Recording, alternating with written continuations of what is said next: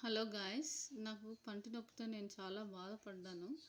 అక్కడ wisdom tooth దగ్గర gum చాలా స్వెల్లింగ్ వచ్చేస్తే నేను మెడ్ ప్లస్లో ఈ మెడిసిన్ కొనుక్కొని నేను ఒక 1.5 డే వాడాను. వాడితే కూడా అసలు నాకు ఏమీ కూడా రిలీఫ్ అనిపించలేదు.